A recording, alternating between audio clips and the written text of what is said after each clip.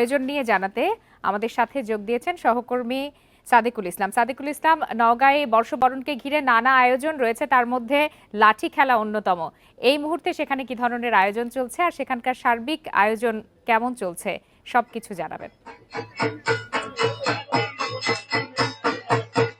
আপনি জানেন যে নানা আয়োজনের মধ্যে দিয়ে বাংলার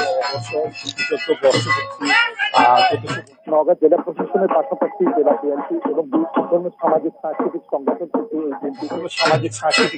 কিন্তু এই দিনটিকে উৎসবমুখর পরিবেশে পালন করছে। এই উপলক্ষে লাঠি খেলা, হাডুডু খেলা, বৈশাখী মেলা সহ নানা আয়োজন রয়েছে।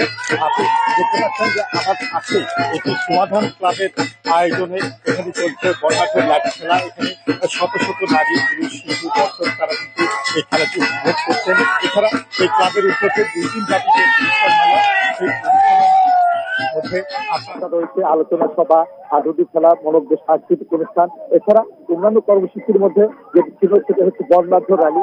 আর আমরা জেলা প্রশাসনের কর্মসূচির মধ্যে যেটি দেখেছি যে জেলা প্রশাসন আপনার সকাল 8টায় এখানে গরুর গাড়ি সহ বাংলার যে ঐতিহ্য, সেই ঐতিহ্যগুলো তুলে ধরে আপনার একটি বর্ণাঢ্য শোভাযাত্রা বের করে সেটি এটিএম মাঠ থেকে বের হয়ে আপনার শহরের প্রধান সড়ক প্রদক্ষিণ শেষে আপনার বিয়ান স্কুলে যে সোফার, সেখানে জেলা পরিষদ মোহাম্মদ আব্দুল আওয়াল তিনি কিন্তু আপনার এখানে আপনার 2 দিন ব্যাপী বৈশাখী মেলা উদ্বোধন করেন।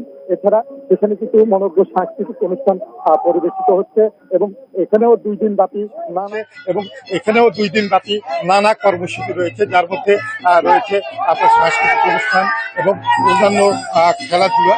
আপনি সবশেষ যে তথ্যটি জানাবেন, নওগাঁ জেলা সাংস্কৃতিক ঐক্য অর্থাৎ জেলার সবগুলি সাংস্কৃতিক সংগঠনের উদ্যোগে আপনার বৈকাল 4টায় নওগাঁ সিটি স্কুলে মূলত সাংস্কৃতিক অনুষ্ঠান এবং নওগাঁ একুশে পরিষদও একই ধরনের কর্মসূচি গ্রহণ করেছে। সহকর্মী সাদেকুল ইসলাম জানাচ্ছিলেন নওগাঁ থেকে বর্ষবরণের আয়োজন নিয়ে। শুধু সমতলে নয়, পাহাড়েও